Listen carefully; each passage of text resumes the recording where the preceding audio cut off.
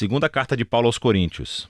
Mesmo que seja chamado de segunda aos Coríntios em nossas Bíblias, há várias pistas dentro desta carta de que não foi a segunda coisa que ele escreveu para a igreja primitiva de Corinto. Paulo iniciou essa comunidade de Jesus em Corinto um tempo antes de uma das suas viagens missionárias. Você pode ler a história no livro de Atos, capítulo 18. E após continuar a viagem, Paulo recebeu um relato de que as coisas não estavam indo bem por lá. Então ele escreveu uma carta que chamamos de Primeira aos Coríntios, para corrigir esses problemas, e parece que muitos na igreja rejeitaram os ensinos de Paulo naquela carta e se rebelaram contra a sua autoridade. Assim, aprendemos que nessa carta que Paulo tinha feito, pessoalmente, o que ele chama de uma visita dolorosa.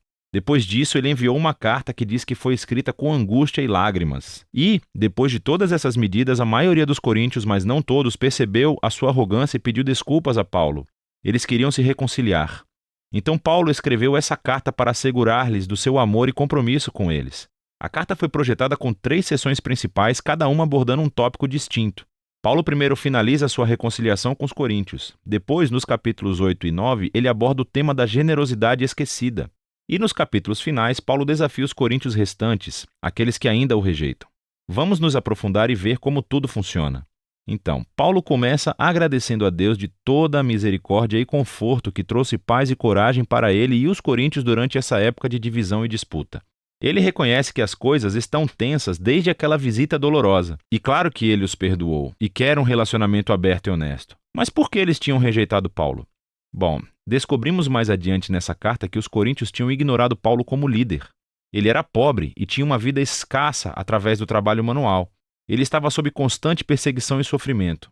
Muitas vezes estava sem casa. E ainda por cima, ele não era um orador público muito impressionante.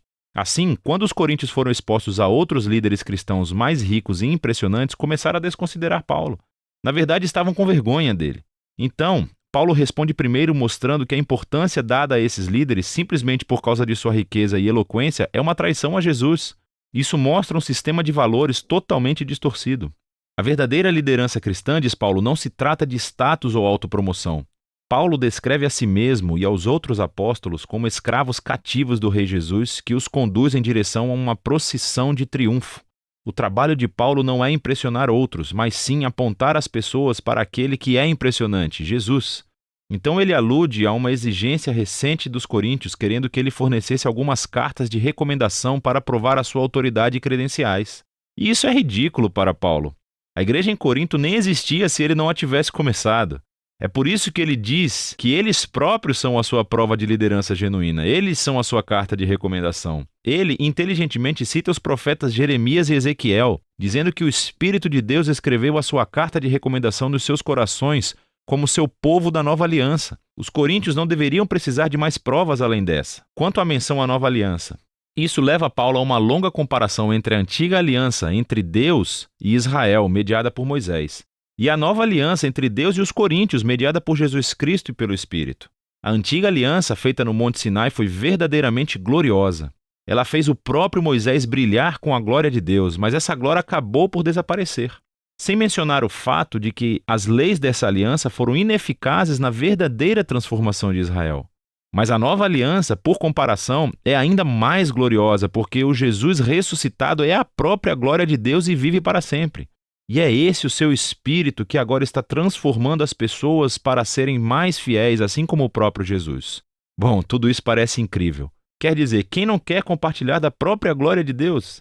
Mas Paulo continua a mostrar como o paradoxo da cruz inverte as ideias dos coríntios sobre glória e sucesso. Afinal de contas, a exaltação gloriosa de Jesus como rei aconteceu através do seu sofrimento, execução e morte.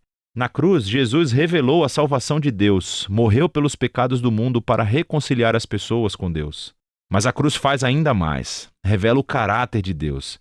Ele é um ser de amor incondicional, que sofre e que busca o bem-estar dos outros. A cruz também revela um novo modo de vida através da cruz.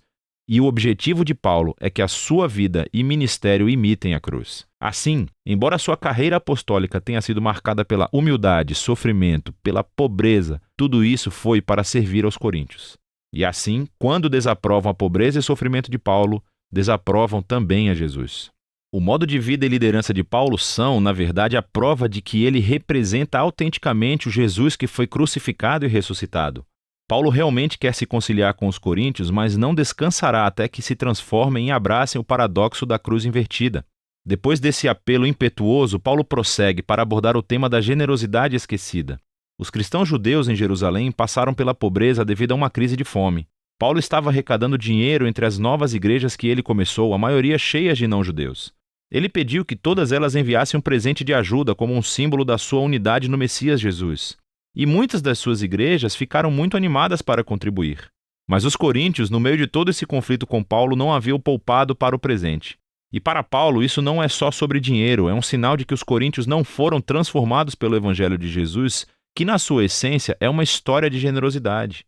Paulo diz: você conhece a generosa graça do Senhor Jesus, o Messias, que embora fosse rico, por sua causa se tornou pobre, para que através de sua pobreza você pudesse se tornar rico. Ele conta a história do Evangelho através de metáforas financeiras. E ele se rebaixou para morrer como um escravo pobre para que outras pessoas arruinadas pelo pecado e pela morte pudessem ser exaltadas e se tornassem ricas por meio da graça de Deus. Ser um cristão é permitir que essa história entre profundamente em sua mente e em seu coração. E é deixar que ela o transforme em alguém mais generoso, mais disposto a partilhar a sua vida e os seus recursos para auxiliar o próximo. Na seção final da carta, Paulo chama a atenção à principal fonte de seu conflito com os coríntios, aquele espantoso grupo de líderes que ele, de maneira sarcástica, denomina de superapóstolos. Então, eles vieram a Corinto, se autopromovendo e falando mal de Paulo, minando-o como um líder pobre sem qualquer sucesso. E correndo o risco de soar como uma pessoa que deseja se autopromover, Paulo disse: e esses caras realmente desejam comparar qualificações? Ele não tem medo de enfrentá-los. Eles são especialistas na Bíblia judaica? Bem, Paulo também é.